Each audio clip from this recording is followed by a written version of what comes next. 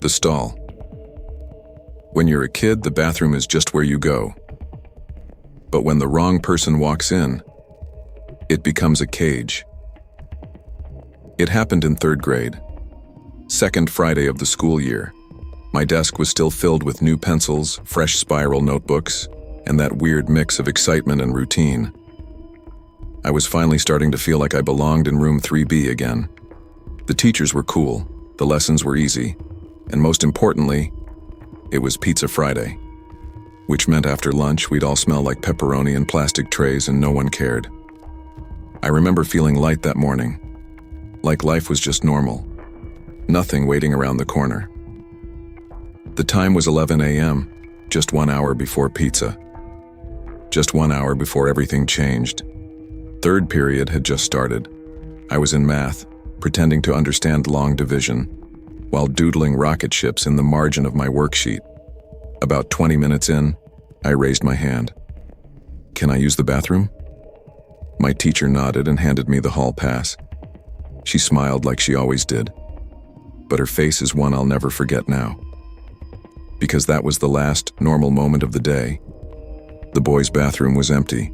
3 stalls, 2 sinks, cracked mirror, that smell of old soap and tile mildew.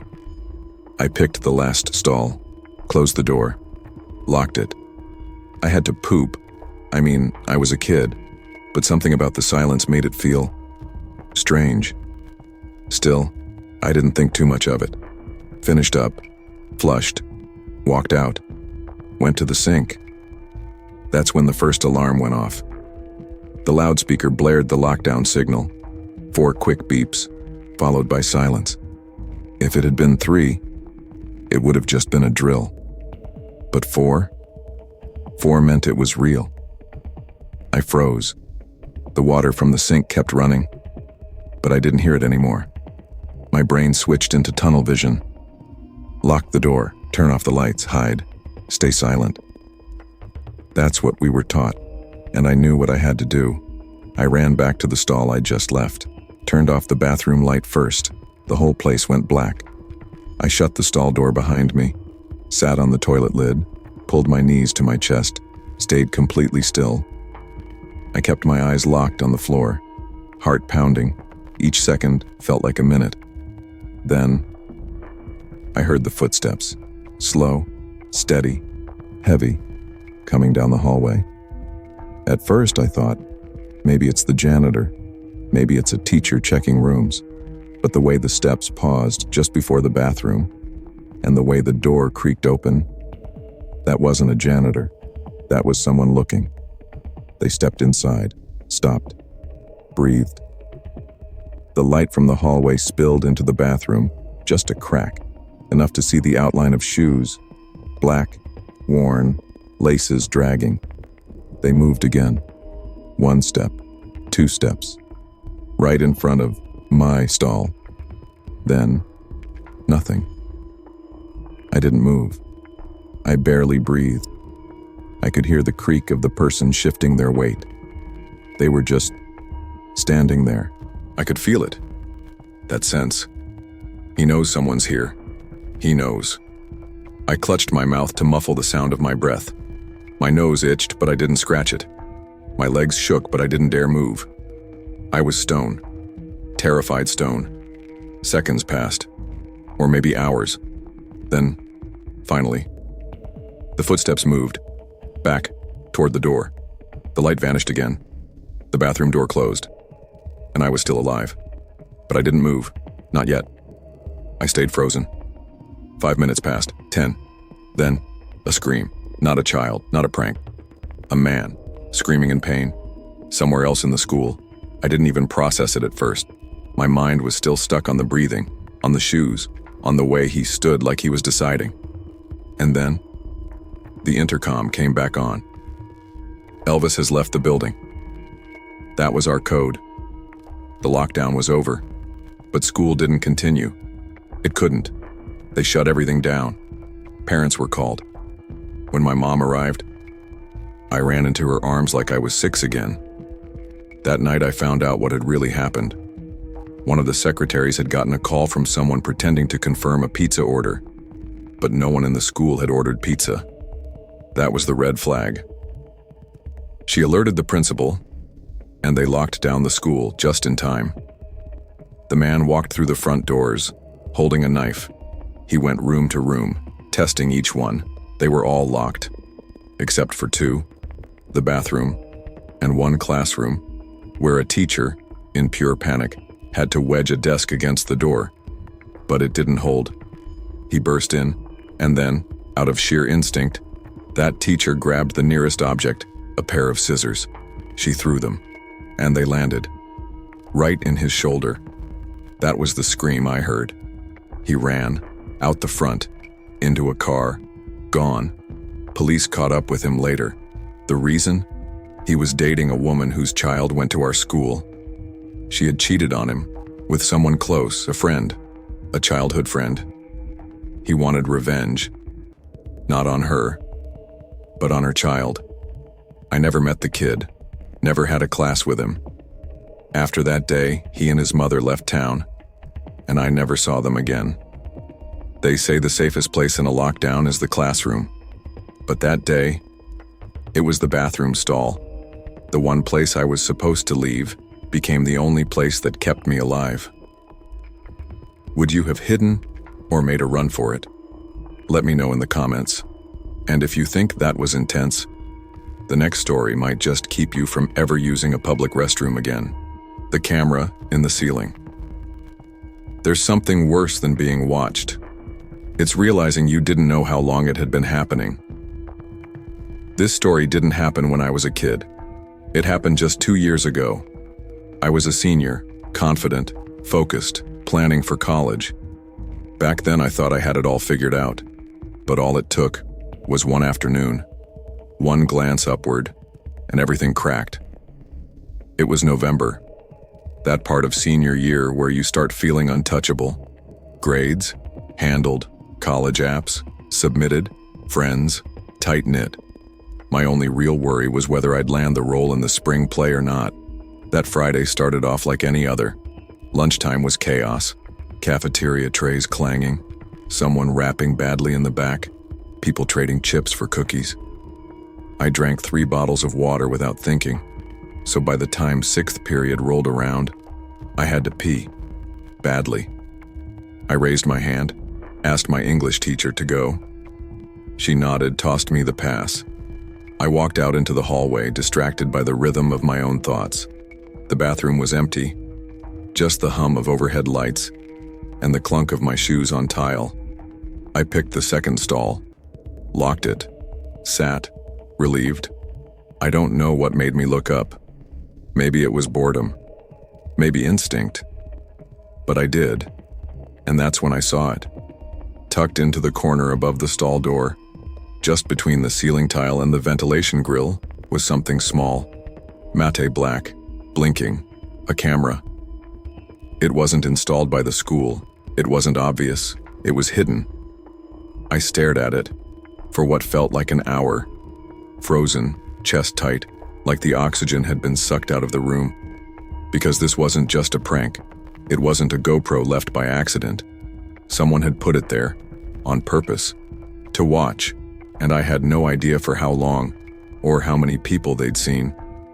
When I finally moved again, I didn't even zip up properly.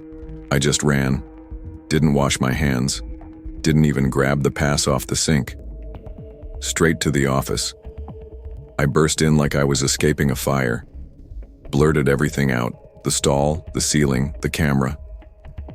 I could barely form words. The secretary didn't get it at first. Her eyes blinked fast like she was trying to load what I was saying. But when she saw how pale I looked, how my hands shook, she stood up fast. Our principal, Mrs. Whitman, came out of her office and joined us. She didn't even ask me to repeat myself, she just said, "Let's go." She grabbed the janitor's ladder. We walked back together, my heart thudding in my ears the whole time. When she climbed up, I saw her face change. Shock, disgust, fear. She pulled the device down carefully like it might explode. It wasn't a toy, it wasn't school-issued, and it had been recording. They sent me home early, no questions asked. I remember the drive with my mom, silent like we were coming back from a funeral. When we got home, I told her everything. She didn't even speak, just hugged me and cried. 3 days later, the truth came out. The police had traced the camera's signal. It had been connected to a mobile device, one that only activated during certain hours. The person who installed it? Daniel Garcia, a recent graduate, someone who had walked these halls just a year earlier. He had been volunteering for the drama department. I didn't know him, barely remembered his face. But apparently, he still had access. One morning, before anyone was in the building, he slipped in, used a stolen staff badge, entered the bathroom and mounted the camera. He wasn't a stranger. He was one of us. He was arrested a week later, charged with illegal surveillance and trespassing, but in court, he pleaded not guilty, said it was a misunderstanding, that he had permission, that it wasn't what we thought. It didn't matter, not really, because the damage was already done. There was another girl. She came forward a week after I did. Different stall, different day, same camera. We both filed restraining orders. But the fear, that stayed. Every bathroom became a war zone. Every ceiling corner was a threat. I couldn't stop looking up, at malls, at restaurants, at campus. Even now, 2 years later, I still glance at the corners. Every time I lock a stall, every time I hear a drip. And the worst part? It wasn't the camera. It wasn't Daniel. It was realizing how long it had been there, how many people it had watched, and how none of us ever noticed. Sometimes evil doesn't burst through a door with a knife. Sometimes it waits, watches, and smiles. Would you have noticed the camera? Or would you still be using that stall today? Tell me in the comments. Because the next story, let's just say, it doesn't matter if the room is empty. Some things don't stay gone. Room 104. There are places that don't forget, even when everyone else does. Some stories stay with you, not because they're true, but because they feel like they could be. But then there are stories that don't care whether you believe them. Stories that come back years later, in your dreams, in cold air behind closed doors, and remind you, some places never forget. This one starts with a school, a real school, one that still exists. Sort of. Union Free School, closed in the late 1980s after a fire in the gymnasium. They never fixed it, just shut it down, sealed it, left it to rot. And in a town like mine, that made it legendary. Some said it was haunted, others said it was cursed. But the real fear? That came from room 104. I grew up hearing whispers about it. Not the cheesy ghost stories. These were different. People talked about voices, real ones.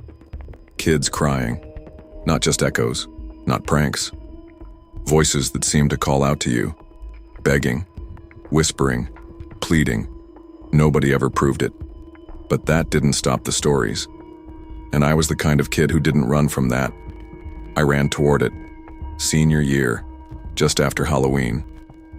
Cold had settled into everything. People started spending more time indoors, hiding from the wind and whatever came with it. But me? I decided I was going in. I didn't tell anyone. Didn't want to be stopped. Didn't want to hear, "Don't be stupid." So I packed a flashlight, charged my phone, and walked. It was only a few blocks past the old train yard, past the twisted trees that everyone said looked like arms in winter. The school sat behind a crumbling gate. No one patrolled it anymore. There wasn't anything to protect, or so we thought. I climbed through a side window, the glass long shattered, the frame rusted. Inside, the air was heavy. The floor creaked like it remembered every step ever taken on it. Graffiti covered the walls, some new, some decades old, all layered like forgotten screams. The building wasn't silent. It breathed. I moved through the halls slowly, stepping over broken desks, pieces of ceiling tile, burned out textbooks. It was colder inside than it was outside, and not just normal cold, the kind of cold that sinks in your spine. That makes your teeth hurt. But I kept going, down one corridor, then another, until I saw it. Room 104. It looked like any other door, scratched wood, chipped paint, but something about it. I can't explain it. It felt like it was looking at me. I reached for the knob. It turned too easily. The door creaked open and I stepped inside. The room was a mess. Desks toppled, chalkboard shattered. The air smelled like mold and something else. Ashes. I swept my flashlight around. Nothing. But then I heard it. A whisper. Faint. Right behind me. Help. I turned fast. No one. Just the room. But then I heard it again. Clearer this time. Please. Help us. The voice wasn't coming from the hallway. It was coming from inside the room, from the corners, from under the floor, from the walls. We never left. That's when I noticed it. The chalkboard. There were new words on it. Words that hadn't been there when I entered. Scrawled in white chalk, as if someone had written them seconds ago. We're still here. I staggered back. Something behind me moved. A chair dragged across the floor, on its own. Then another, and another. I spun around. The room had changed. Desks now faced the chalkboard, chairs upright, like they were waiting for class to start. And then I saw them. Shadows. Small shapes. Sitting. Watching me. No eyes. No mouths. Just silhouettes. Of children. You came back, a voice said. And I realized they weren't threatening me. They were begging, trapped. Over and over, their voices filled the room. We never left. We're still here. Help us. I ran. Out of the classroom. Down the hall. Past old lockers and graffiti that looked like eyes now. Past stairs that I swear shifted beneath me. The voices followed. Soft at first, then louder. Screams, cries, laughing, crying. Children. So many children. Don't leave us. You have to help. You saw us. You're one of us now. I didn't stop running until I was outside, cold air slamming into my lungs like knives. I didn't look back. I didn't sleep that night. I didn't tell anyone. Because what could I say? That I saw ghosts? That I heard voices? That I read words on a chalkboard that wrote themselves? No one would believe me. Maybe I wouldn't believe me, but then I got a text. Blocked number, no name, just a photo of the chalkboard from room 104. The message? You forgot to stay. They say abandoned buildings are just concrete and memory. But this one, it's more. It remembers you. It calls you back. It keeps what it touches. And I haven't gone back, not physically, but in my dreams. I wake up in room 104, the desks staring, the chalk squeaking, the shadows waiting. And sometimes when I pass that old gate on my way home, I swear I hear the voices. Help us. We never left. We remember you. Would you have walked into room 104? Or would you still be sitting there in the dark, waiting? Let me know in the comments, and remember, some doors stay open, even when you close them.